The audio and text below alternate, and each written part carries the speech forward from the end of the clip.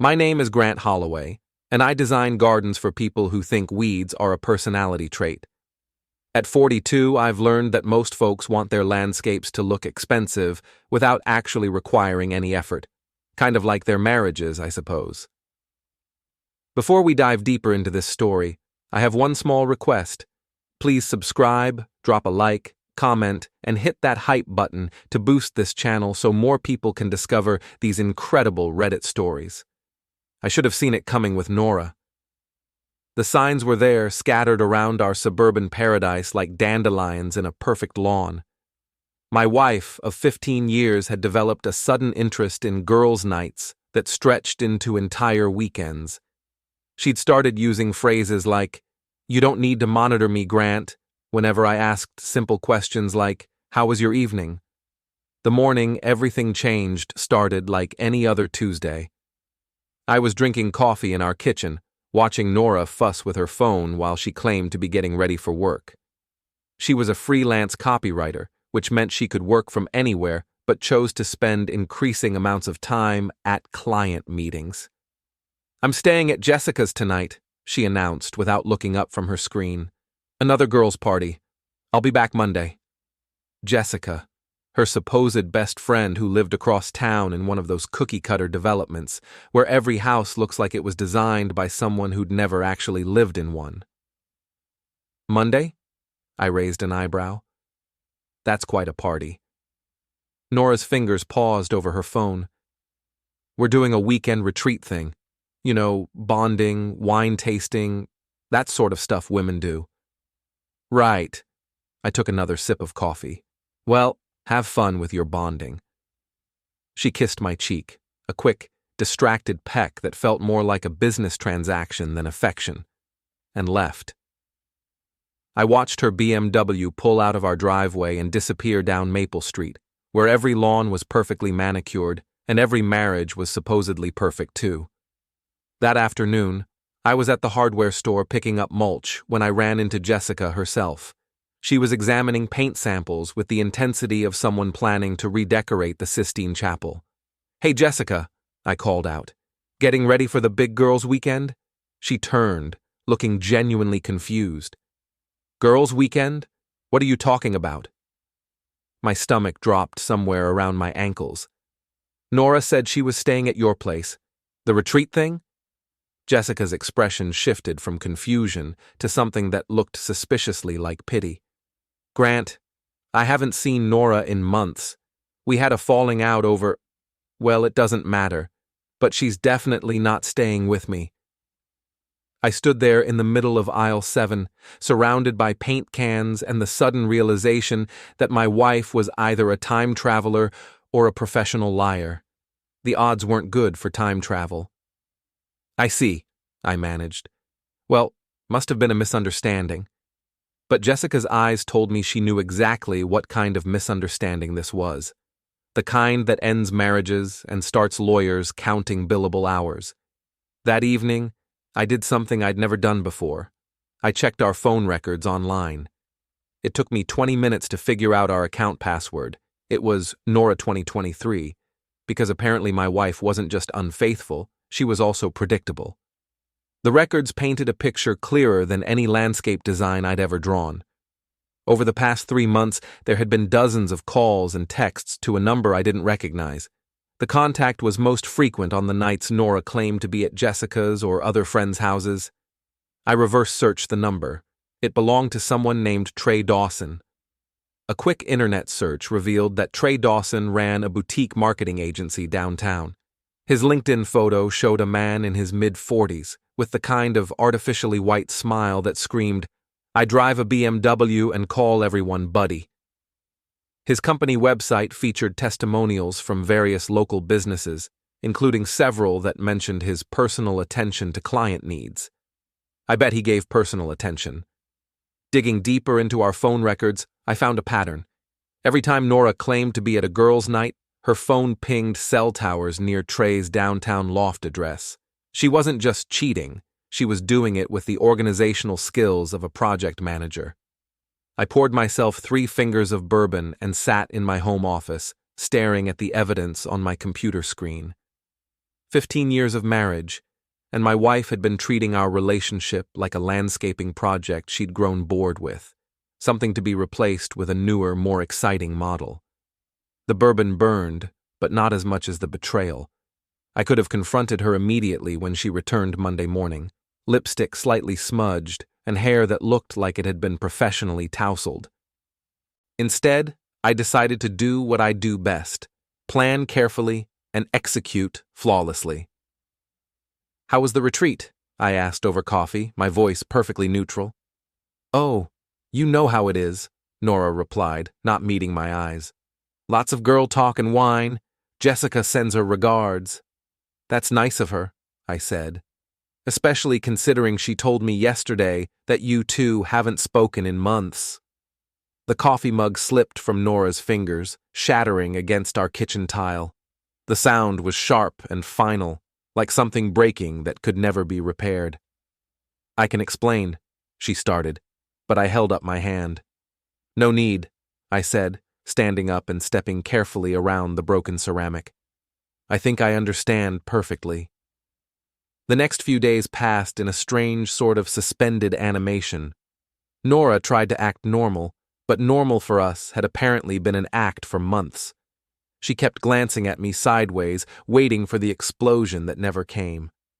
I went to work, designed gardens for clients who thought they knew what they wanted, and planned my revenge with the same methodical approach I used for landscape architecture. First, I needed more evidence. Not for a court of law, I wasn't planning anything criminal, but for the court of public opinion that mattered in our social circle. I enlisted help from Jules, my assistant at the landscaping company. At 26, she had the kind of tech savvy that came naturally to her generation and the moral flexibility that came from watching too many true crime documentaries. "So let me get this straight," Jules said, sitting across from my desk while eating a sandwich that smelled like it contained an entire deli.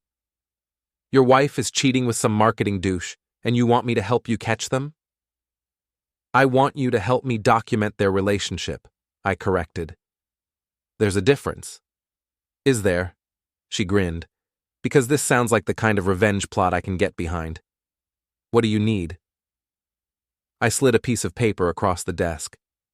"Trey Dawson's address, his business address, and his schedule, if you can manage it. Also, I need you to find out if he's married." Jules pulled out her phone and started typing with the speed of someone who'd grown up with the internet as the appendage. "Trey Dawson, marketing agency. Oh, this guy. Yeah, he's married. Whitney Dawson, she's some kind of social media influencer/charity organizer, pretty active online." She scrolled through her phone. "And get this, she posts a lot about marriage and family values. This is going to be good." Define good. "The kind of good that involves someone's perfect life imploding in a very public way." Jules looked up from her phone. "You know what you're doing could destroy their marriage too, right?" "That's not my problem," I said. "They destroyed mine first." That afternoon, I drove past Trey's downtown loft building. It was one of those converted warehouse spaces that attracted people who wanted to live somewhere authentic, but still needed a doorman and a wine bar in the lobby. I parked across the street and waited. At 6:30 p.m., Nora's BMW pulled into the visitor parking area. She sat in her car for a few minutes, checking her makeup in the rearview mirror, then walked into the building like she owned the place. I took photos with my phone.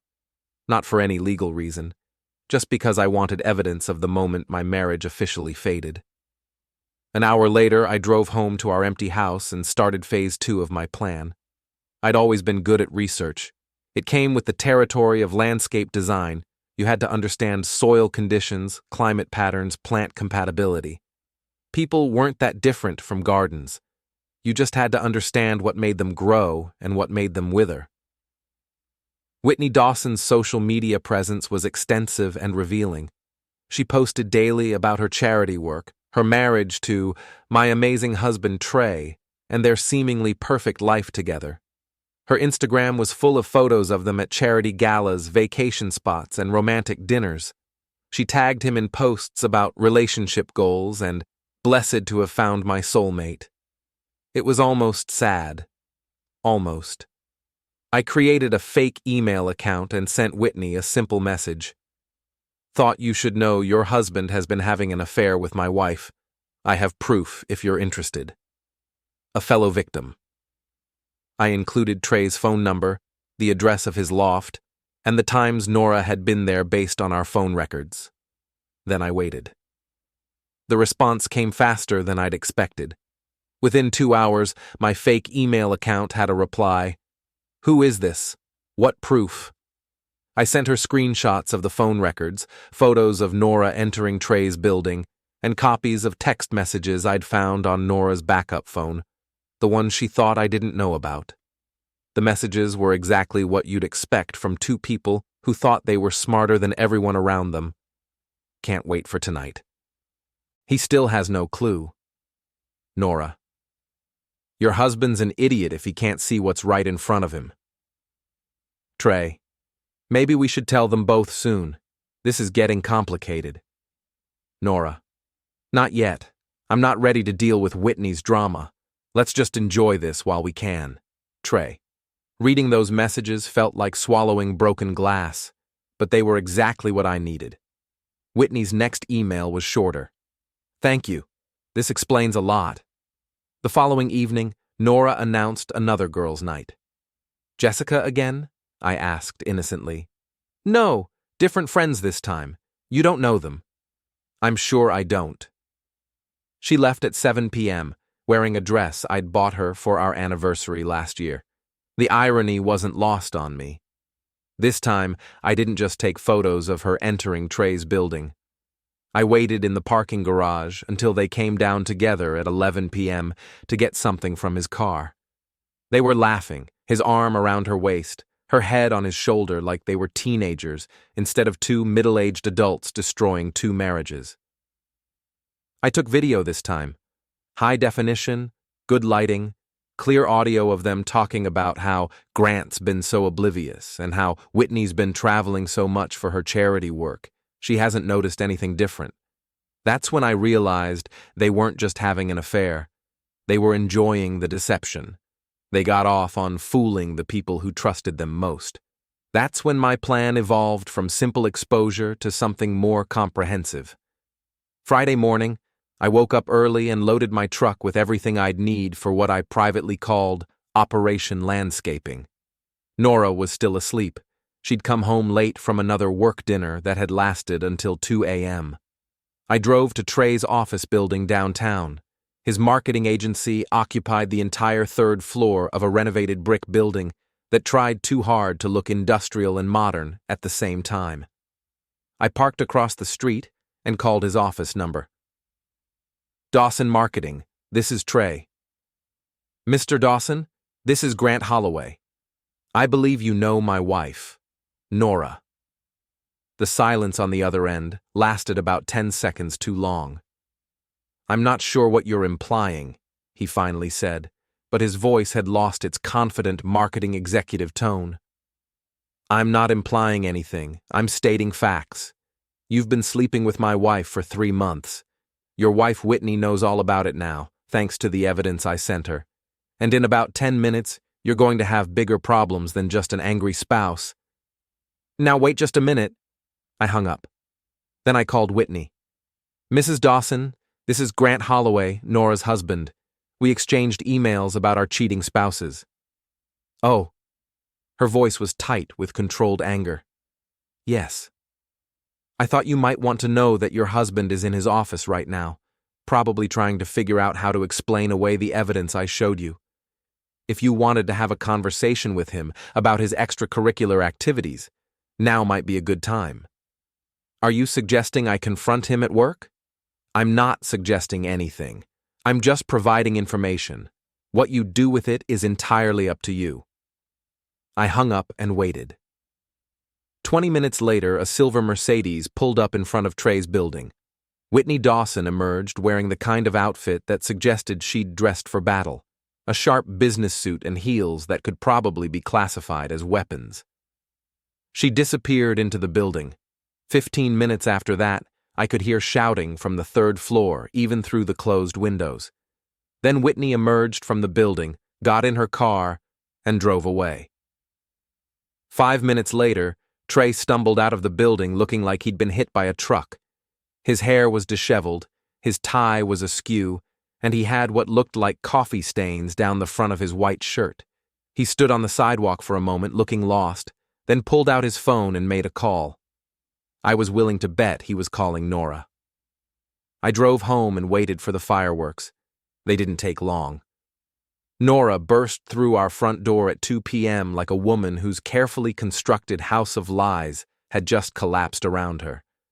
"Grant, we need to talk." I was in my home office updating a client's garden design and pretending this was just another normal Friday afternoon. "Sure," I called back. "I'm in the office." She appeared in the doorway, and I could see she'd been crying. Her makeup was smudged, her hair was a mess, and she had that wild-eyed look of someone whose world had just imploded. "Whitney Dawson called me," she said. "Did she?" That was nice of her. "Don't play dumb with me, Grant. You sent her information about Trey and me." I looked up from my computer. I sent her the truth. I thought she deserved to know what kind of man she was married to, just like I deserved to know what kind of woman I was married to. "You had no right." "I had every right." I stood up, and something in my voice must have warned her not to push too hard. "You've been lying to me for months. You've been sleeping with another woman's husband and laughing about how stupid we both were. You forfeited your right to privacy when you decided to treat our marriage like a joke." Nora's face crumpled. "It wasn't supposed to happen like this." "How was it supposed to happen? Were you planning to eventually tell me, or were you just going to keep lying until I figured it out on my own?" "I don't know. I wasn't thinking clearly. Trey made me feel different, appreciated. And I didn't?" She was quiet for a long moment. "Not lately. We'd gotten into such a routine. Everything was so predictable. So you decided to spice things up by committing adultery." "Don't make it sound so clinical. What would you prefer? That I call it a love affair? A romantic entanglement?" "It's adultery, Nora. You broke our marriage vows with a man who's apparently married to someone with a better lawyer than you're going to be able to afford." That's when she realized I wasn't just angry, I was done. "Grant, please. We can work through this. Couples therapy, counseling, whatever you want." "What I want," I said, walking past her toward the bedroom, "is for you to pack a bag and find somewhere else to stay tonight, and tomorrow, and for the foreseeable future. You can't kick me out of my own house?" "Watch me." I started pulling her clothes out of our shared closet and throwing them onto the bed. Dresses, blouses, the lingerie I now realized she'd been wearing for someone else's benefit. "I'll call the police," she threatened. "Go ahead. Tell them your husband found out you were cheating and asked you to leave. See how much sympathy you get." She stood in the doorway, watching me pack her belongings, and I could see the exact moment she realized that her actions had consequences she hadn't considered. "Where am I supposed to go?" "I don't know. Try Trey's place. Oh wait, his wife probably kicked him out too. Maybe you two can get a hotel room and figure out your next move together." I finished packing her suitcase and carried it downstairs. She followed me, still crying, still trying to negotiate. "Grant, please. I made a mistake. A terrible mistake. But we can fix this." I set her suitcase on the front porch and held the door open. "The mistake wasn't sleeping with Trey," I said. "The mistake was thinking I was stupid enough not to find out." She walked past me onto the porch, then turned back. "This isn't over." "Yes, it is." I closed the door and locked it. Through the window, I watched her load her suitcase into her car and drive away. Several neighbors had come out to watch the drama unfold. Nothing like a good marital meltdown to break up a boring Friday afternoon in suburbia. My phone buzzed with a text message from Jules. "How did it go?" "Phase 1 complete," I typed back. "Time for Phase 2. The beauty of living in a suburban community where everyone knows everyone else's business is that information travels faster than gossip at a church potluck. By Saturday morning, half the neighborhood knew that Nora had been kicked out, and by Saturday afternoon, the other half knew why. I didn't have to say a word. Mrs. Patterson from next door had witnessed the entire front porch confrontation and had apparently provided running commentary to anyone who would listen. The story grew with each telling, but the basic facts remained consistent. Nora Holloway had been caught cheating, and her husband had thrown her out. Sunday morning, I was working in my garden when Jessica appeared at my front gate. She looked nervous, which was understandable considering her role in Nora's deception. "Grant, can we talk?" I looked up from the roses I was pruning. "Sure. What's on your mind?" "I heard about what happened with Nora." "I'm sure you did. News travels fast around here." Jessica shifted uncomfortably. "I want you to know that I didn't know about the affair. When she asked me to cover for her, she said she was planning surprise parties for you. Anniversary stuff." I set down my pruning shears and really looked at her. Jessica had been Nora's friend for years, but she'd always struck me as someone who enjoyed drama more than she probably should. "How many times did she ask you to cover for her?" "Maybe 6 or 7 times over the past few months." "And you believed she was planning surprise parties for 6 or 7 different occasions?" Jessica's face flushed red. "When you put it like that, it sounds stupid." "It doesn't sound stupid, Jessica. It sounds like you knew exactly what was going on and decided to help her anyway." "That's not fair." "What's not fair is that my wife spent months lying to me while her friends helped her do it." I picked up my pruning shears again. "What's not fair is that everyone in our social circle apparently knew what was happening except me." "Not everyone knew."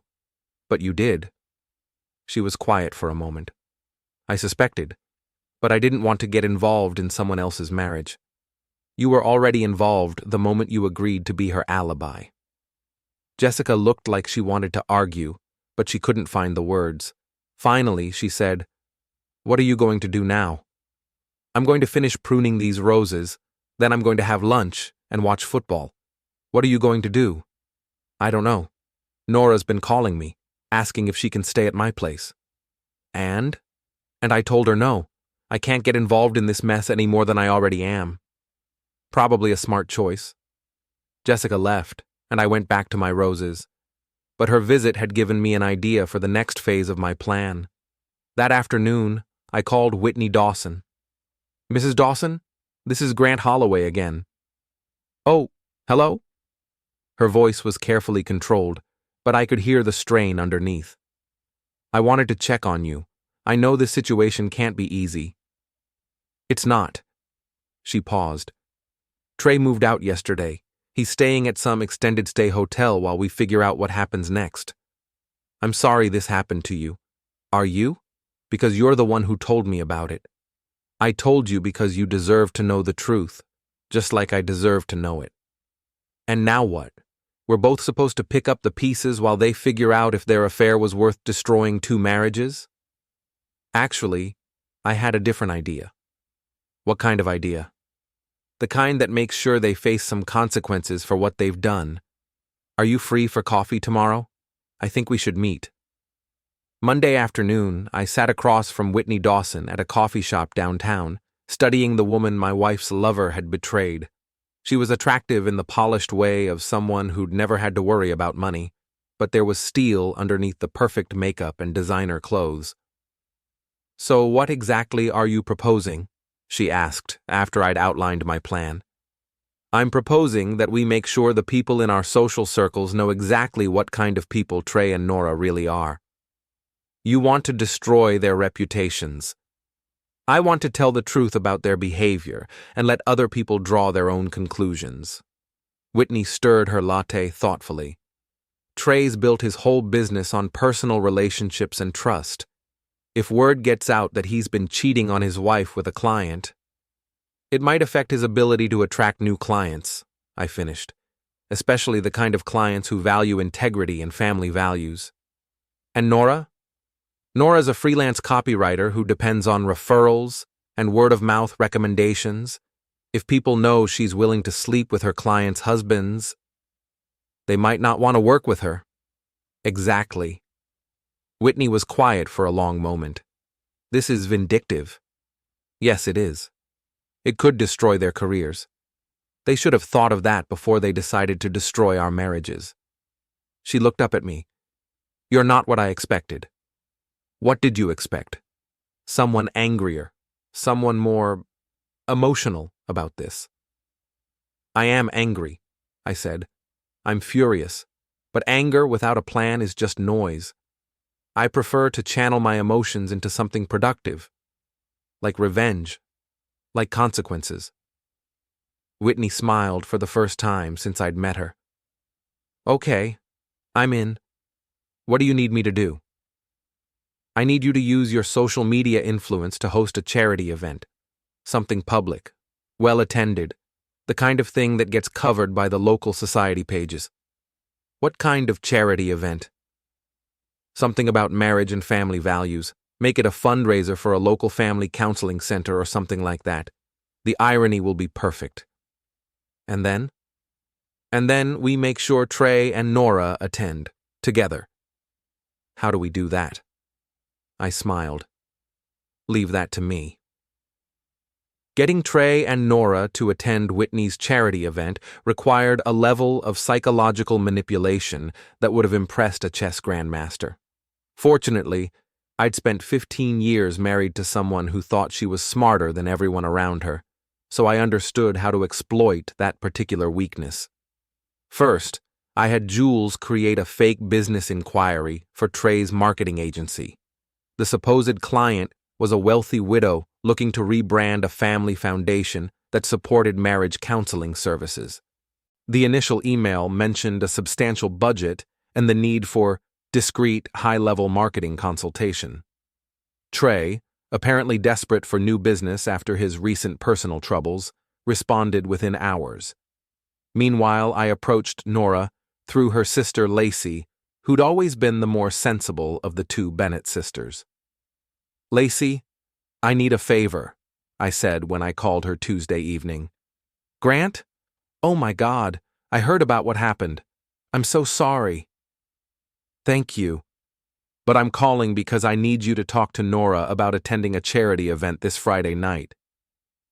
A charity event? Grant, I don't think she's in any shape to be socializing right now. That's exactly why she needs to go. It's for marriage and family counseling services. She needs to be seen supporting causes that matter to the community, especially if she's going to rebuild her reputation. I don't understand. Lacey, your sister made some very public mistakes. If she wants to salvage her career and her standing in this community, she needs to show people that she's committed to making amends. Attending a charity event that supports healthy marriages would be a good first step. I could hear Lacey thinking it over. That actually makes sense. But won't it be awkward for you if she's there? I'm not going, I lied. This isn't about me. It's about Nora taking responsibility for her actions and showing the community that she's serious about making things right. Okay, I'll talk to her. And Lacey? Make sure she knows that Trey Dawson will probably be there too. His wife is organizing the event, and it would look good for both of them to be seen supporting marriage counseling services, given their recent difficulties. You want them to go together? I want them to face the consequences of their choices together. By Thursday, both pieces were in place. Trey had agreed to attend the charity event as a potential client meeting. Whitney had told him she was considering hiring his agency to handle publicity for her foundation work. Nora had agreed to attend because Lacey had convinced her it was necessary for her reputation. Neither of them knew the other would be there. Neither of them knew it was a trap. Friday evening, I arrived at the Riverside Country Club an hour before the event was scheduled to begin. Whitney had done excellent work on short notice. The venue was decorated with elegant displays about the importance of strong marriages and healthy families, and she'd managed to attract about 100 of the area's most prominent citizens. "Are you ready for this?" Whitney asked when she found me near the silent auction tables. I've been ready since the day I found out what they were doing. And you're sure they'll both show up? They'll be here. Trey thinks he's meeting a potential client, and Nora thinks she's rehabilitating her image. Their egos won't let them stay away. At 7:30, Trey arrived wearing a suit that probably cost more than most people's monthly mortgage payment. He looked around the room with the confidence of someone who'd convinced himself that his recent troubles were just temporary setbacks. At 7:45, Nora walked in wearing a black dress that was appropriate for the occasion, but couldn't hide the fact that she looked like she hadn't been sleeping well. She spotted Trey immediately, and I watched her face cycle through surprise, panic, and resignation. They found each other near the bar, and I could see them having an intense, whispered conversation, probably trying to figure out if their presence at the same event was coincidence or design. At 8 o'clock, Whitney took the microphone to address the crowd. Good evening, everyone, and thank you for joining us tonight to support the Riverside Family Counseling Center. As many of you know, strong marriages and healthy families are the foundation of our community. She paused and looked directly at Trey and Nora, who were standing together near the back of the room. Unfortunately, we live in a time when commitment and fidelity are often treated as optional. When people think they can break their promises without consequences. When individuals believe they can betray the trust of their spouses and their community without anyone noticing. The room had grown quiet. People were starting to look around, sensing that this wasn't going to be a typical charity speech. That's why organizations like the Riverside Family Counseling Center are so important. They help couples work through their problems honestly instead of sneaking around behind each other's backs. Trey had gone pale. Nora looked like she wanted to disappear into the floor. They help people understand that actions have consequences, that when you betray your marriage vows, you don't just hurt your spouse, you hurt your entire community. Whitney's voice had grown stronger, more confident. She was enjoying this. So tonight, I want to recognize two people who've provided our community with a perfect example of what not to do in a marriage. She gestured toward the back of the room. Trey Dawson, my soon-to-be ex-husband, and Nora Holloway, his married girlfriend, are both here tonight. I thought you should all know that while they've been attending charity events and church services and neighborhood gatherings, pretending to be upstanding members of our community, they've actually been conducting an affair that's destroyed 2 marriages. The room erupted. People turned to stare at Trey and Nora, who looked like deer caught in headlights.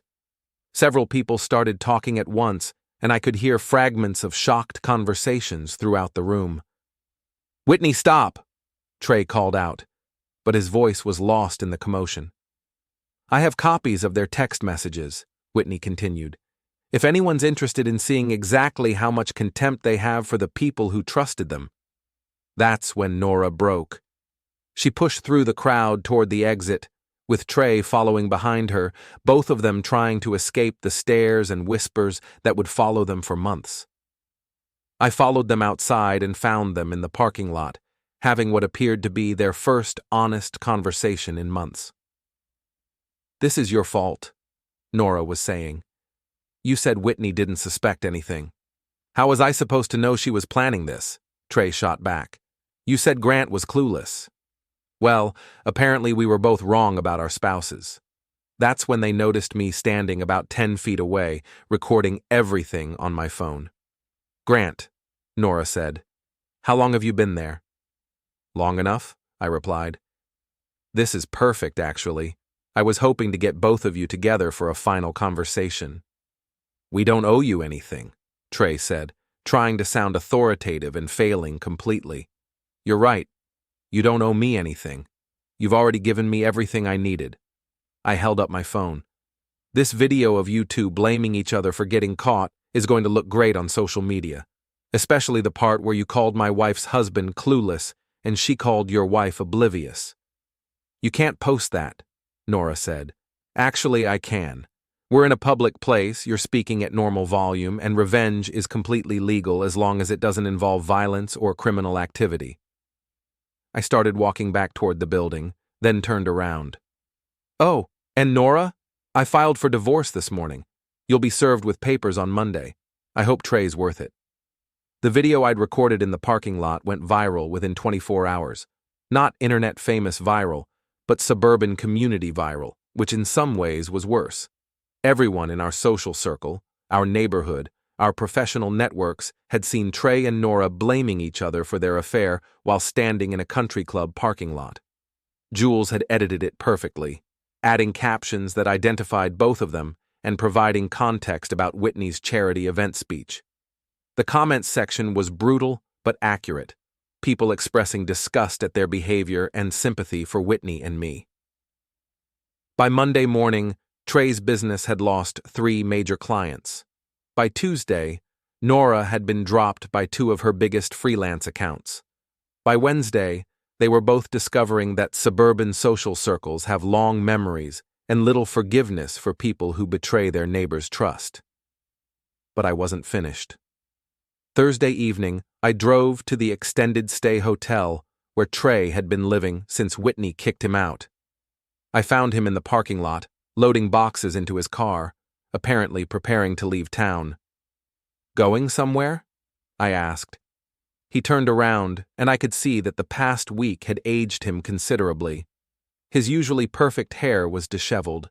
His clothes looked like he'd been sleeping in them, and he had the hollow-eyed look of someone whose carefully constructed life had imploded. "Grant, what do you want?" "I want to make sure we understand each other. I think we understand each other perfectly. You've destroyed my business, my marriage, and my reputation. What more do you want?" "I want you to understand that this isn't over just because you're leaving town." I pulled out my phone and showed him a screenshot of his company's Google reviews page. It had been flooded with 1-star reviews mentioning his affair and questioning his integrity. "Those reviews will follow you wherever you go.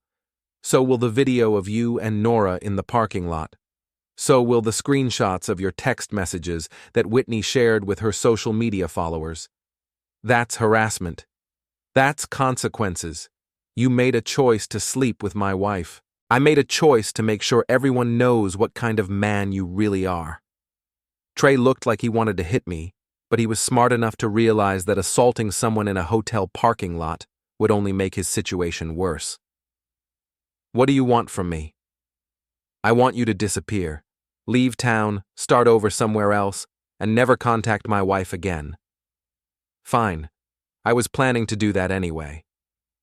"Good, because if I ever see you or hear from you again, I'll make sure your story follows you to whatever new city you choose." I started to walk away, then turned back. "Oh, and Trey? Next time you decide to have an affair, you might want to choose someone who isn't married to a landscape architect." "What's that supposed to mean?" "It means we're very good at long-term planning." Friday afternoon, Nora showed up at my office. She looked terrible, like she hadn't slept or eaten properly in days. Her usually perfect appearance had been replaced by the desperate look of someone whose world had completely fallen apart. "Grant, we need to talk." "No, we don't. My lawyer is handling all communication from now on. Please, just 5 minutes." Against my better judgment, I led her into my office and closed the door. "I know you hate me," she began. "I don't hate you, Nora. Hate requires caring about someone. I'm indifferent to you." She flinched like I'd slapped her. "That's worse than hate." "Yes, it is. I've lost everything. My clients, my friends, my reputation. People cross the street to avoid talking to me. I'm aware of that. This has to stop, Grant. You've made your point." "Have I?" "Because from where I'm sitting, it looks like you're experiencing the natural consequences of your choices. I haven't done anything to you that you didn't do to yourself. You orchestrated that whole charity event thing with Whitney. You manipulated Trey and me into being there. I provided you both with opportunities to do the right thing.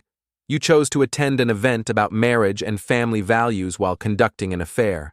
That was your choice, not mine." Nora sat down in the chair across from my desk and started crying. Not the manipulative tears she'd used during our marriage when she wanted something, but the genuine despair of someone who'd finally realized the full extent of what she'd lost. "I'm sorry," she said. "I'm so sorry about everything. I know you are. You're sorry you got caught. You're sorry there were consequences. You're sorry your affair didn't work out the way you planned." "I'm sorry I hurt you." "No, you're not. If you were sorry about hurting me, you would have stopped before it got to this point.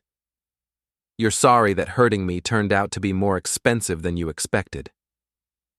She looked up at me with red, swollen eyes. "What happens now?" "Now you sign the divorce papers. We divide our assets according to the prenup you insisted on 15 years ago, and you figure out how to rebuild your life somewhere else." "Somewhere else?" "Nora, you can't stay here. Everyone knows what you did. Your career is finished, your reputation is destroyed, and every time people see you, they're going to remember that you're the woman who cheated on her husband with a married man." "But this is my home. This was your home when you were my wife. Now you're just someone who used to live here." She was quiet for a long moment. "I never meant for it to happen like this." "How did you mean for it to happen?" "I don't know. I thought maybe you'd never find out, or if you did, we could work through it somehow." "You thought you could have your affair and keep your marriage too?" "Maybe. Yes. That's not how marriage works, Nora. That's not how life works." She stood up to leave, then turned back one last time. "For what it's worth, Trey wasn't worth it. The affair, I mean. It wasn't worth losing you." "I know," I said, "but that doesn't change anything." After she left, I sat in my office for a long time, thinking about the past few weeks. I'd set out to make sure that Nora and Trey faced consequences for their actions, and I'd succeeded beyond my wildest expectations. Their affair had cost them their marriages, their careers, their reputations, and their standing in the community. I should have felt satisfied. Instead, I just felt tired. That evening, I went home to my empty house and poured myself a bourbon. I sat on my back deck, looking at the garden I'd spent years perfecting, and realized that revenge, like landscaping, required careful planning and patience. But unlike a garden, revenge didn't grow into something beautiful over time. It just cleared away the weeds so you could start planting something new. My phone buzzed with a text from Jules. "Trey's moving truck was at the hotel this morning. Looks like he's really leaving town." "Good," I typed back. Another text, this one from Whitney. "Thank you for everything. I couldn't have done this without you." "You would have figured it out eventually," I replied. A third text, from Lacey. "Nora's moving back home with our parents. She wanted me to tell you she's sorry." I didn't reply to that one. Instead, I finished my bourbon and went inside to start planning my new life. A life without a cheating wife, without fake friends who enabled her behavior, and without the constant stress of wondering what lies I was being told. It wasn't the life I'd planned when I married Nora 15 years ago, but it was honest. And after months of deception and betrayal, honesty felt like the most valuable thing in the world. 6 months later, I was working in my garden when Whitney stopped by. She looked different, happier, more relaxed, like someone who'd finally gotten a good night's sleep after years of insomnia. "How are you doing?" she asked. "Better. You?" "Much better. The divorce was finalized last week." "Congratulations." "Trey moved to Phoenix, apparently. Started a new marketing company under a different name." "Good for him. Fresh start and all that." Whitney smiled. "You don't really mean that." "No, I don't. But I don't spend much time thinking about him anymore." "What about Nora?" "What about her?" "Do you ever wonder how she's doing?" I looked up from the roses I was pruning. "Whitney, I spent 15 years wondering how Nora was doing, what she was thinking, what she needed from me. I'm done wondering about Nora. That's probably healthy. It's definitely healthy." We stood there for a moment, enjoying the quiet of a Saturday afternoon in suburbia. "Grant?" "Yeah?" "Thank you. For everything you did. I know it wasn't easy. It was easier than you might think. Turns out I have a talent for revenge. Whitney laughed. Remind me never to cross you. Just don't sleep with my wife and we'll be fine. Deal.